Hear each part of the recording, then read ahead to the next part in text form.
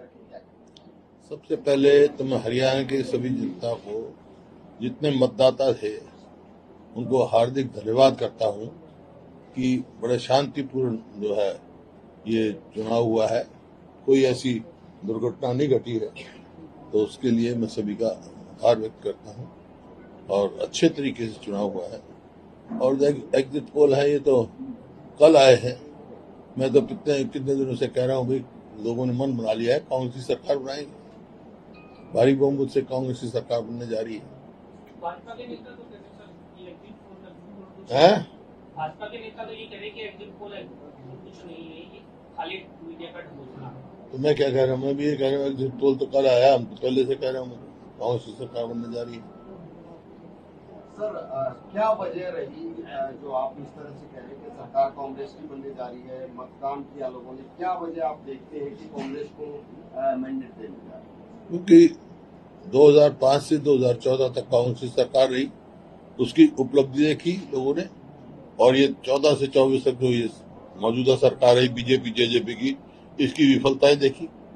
जो प्रदेश 2014 में प्रति व्यक्ति आय में, प्रति व्यक्ति निवेश में, कानून व्यवस्था में, नौकरी देने में, खेल खिलाड़ियों में नंबर 1 का प्रदेश था पूरे देश में, वो आज नंबर 1 हो गया। बेरोजगारी में, महंगाई में, कानून व्यवस्था बिल्कुल चरम आ गई। ऐसा प्रतीत तो सरकार है ही नहीं।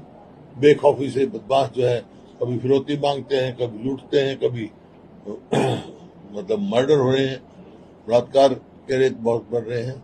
और खेल खिलाड़ियों को तो पता ही है, अपने जो पहलवान बेटियां, कोई भी खिलाड़ी हो जिन्होंने देश का नाम रोशन किया है, उनको भी न्याय नहीं मिल रहा नायब सैनी जी कह रहे हैं कि तीसरी बार बीजेपी की सरकार है। नायब सैनी जी कह रहे हैं कि तीसरी बार भी बीजेपी की वो क्या कहेगा? वो तो मैंने कहा है ना, उनकी तो एक झूठ की दुकान है, सुबह झूठ बेचना शुरू करते हैं। Deputy CM deputy CM Dushyant Chautala ये कह रहे थे कि जो सत्ता बनेगी वो चाबी हमारे पास रहेगी। अब लग जाएगा 8 को पता, चाबी खूगी उनकी। कांग्रेस मांगे हिसाब का कितना असर है? ये पूरे कांग्रेस पूरे 10 साल सक्रिय रही। कार्यक्रम में जो विपक्ष में हमारे को लोगों ने मैंडेट दिया था, हमने पूरी जिम्मेवारी से अपना निभाया और पूरी जन समस्या उठाई। मुख्यमंत्री पद की दौड़ भी चलेगी कांग्रेस पार्टी में, आपका भी दावा है, शैलजा भी दावा कर रही है, रणदीप सिंह सुरजेवाला भी दावा। तू भी दावा कर ले, कोई नाट है, कर ले तू भी। प्रजातंत्र है, दावेदार होना अच्छी बात है। ये क्या है? तो पद्धति है कांग्रेस की। विधायकों से पूछेंगे, पार्टी हाईकमान फैसला कर देगी। सर जो एग्जिट पोल आया है उसमें नेशनल पार्टियों को ज्यादा सीटें दिखाएंगे, जो रीजनल पार्टियां थी उनको सीटें कम दिखाई नहीं रही है, जैसे जेजेपी है ही नहीं। वो तो पहले कहा था वोट काटो को वोट नहीं देंगे लोग। ये पार्टियां बीजेपी की बी टीम थी, उनका मकसद वोट काटने हैं। राम रहीम जो जिस तरह से बाहर गया उसका असर हुआ? ऐसा है, जो जुडिशियल मैटर होता है उसमें मैं नहीं बोलता, सब जुडिस मैटर है। कितनी सीटें की उम्मीद है? भारी बहुमत। दीपेंद्र कह रहे थे कि 60 से ज्यादा सीटें हैं। वो कुछ कह रहे, मैं जो कह रहा हूँ वो मेरे से पूछा, मेरा जवाब दे दिया मैंने। अच्छा, आप अगर मुख्यमंत्री बनते हैं तो कैबिनेट में कितने खासतौर पर हाइपोथेटिकल सवालों को मैं जवाब देता नहीं। सर एक अनिल विज साहब ये कह रहे हैं, अनिल विज साहब ये कह रहे हैं, कौन? अनिल विज जी, वो ये कह रहे हैं कि आपकी विधानसभा में 5% कम वोट हुआ, उनकी विधानसभा में 3% ज्यादा वोट हुआ। ये दर्शाता है कि भाजपा को ज्यादा प्यार मिल रहा है। जब तो हारेंगे वो, जब तो उनका सीट खतरे में है।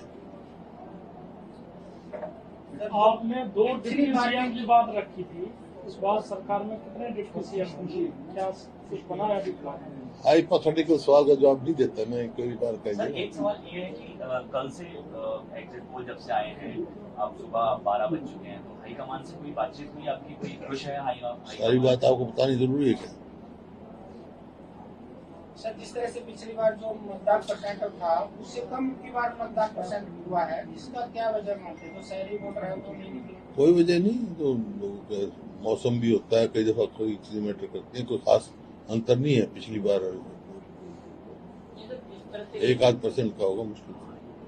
1 तारीख रखी गई थी चुनाव आयोग की तरफ से, फिर 5 तारीख रखी गई, बीच में एक आ रहा था कि छुट्टियां इसलिए मतदान कम होगा। भाजपा ने पहले भी की थी, 2-3 प्रतिशत पता भी नहीं लगा, लेकिन 5 तारीख में भी इतना मतदान नहीं हुआ जितना सोचा जा रहा था। तो जाता तो है, आप नहीं गए, आप गए थे मतदान करने, गए थे, ठीक है, तो आप में से बहुत नहीं गए होंगे, गए थे, गया था, है देखिए हंसन लग रहा है, इसका तो कोई दिखा दिखा उंगली, फिर बताओ फिर आपको सवाल पूछने का हक ही क्या है जब आप अपने मतदान का प्रयोग नहीं कर सकते हैं? अच्छा सर, देखिए भी हाथ यू कर रहे बैठे हैं, यू भी नहीं गया, बोलो कैसे मतदान पड़ेगा? हिंदी नहीं हो कर लिया आप,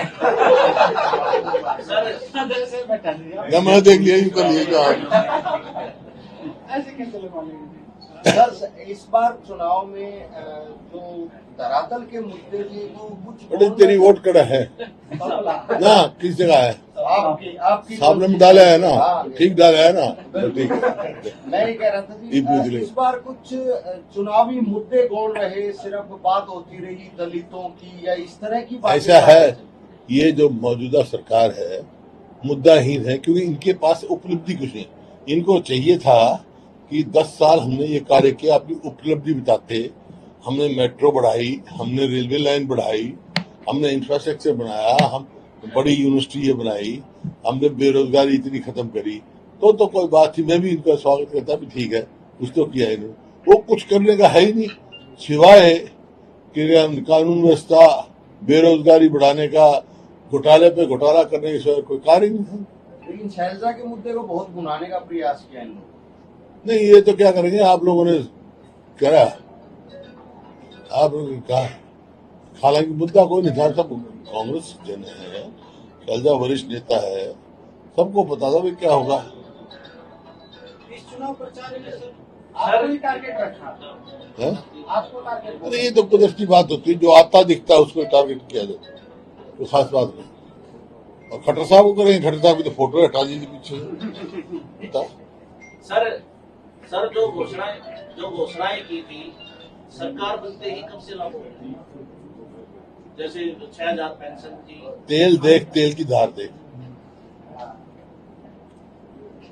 राहुल गांधी और प्रियंका गांधी का हरियाणा दौरा था, उससे कितना फायदा हुआ? है राहुल गांधी और प्रियंका गांधी फायदा क्यों नहीं, नेता है वो हमारे पार्टी के सारे, वैसे हमारे खड़गे साहब भी आए, राहुल गांधी जी भी आए, प्रियंका जी भी आए, और बहुत वरिष्ठ नेता है, अशोक गहलोत भी आए, सब पूर्व मुख्यमंत्री भी सब आए, वरिष्ठ नेता सारे आए।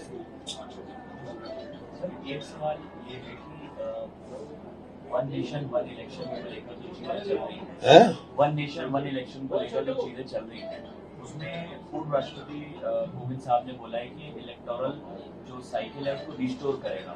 सर, तो उस पर अगर आप कुछ कहना चाहिए। मैं कह चुका हूँ, उसका समाज क्या है, उसमें कॉन्स्टिट्यूशनल अमेंडमेंट चाहिए, जब वो आएगी कॉन्स्टिट्यूशनल अमेंडमेंट जब बात करना हमें।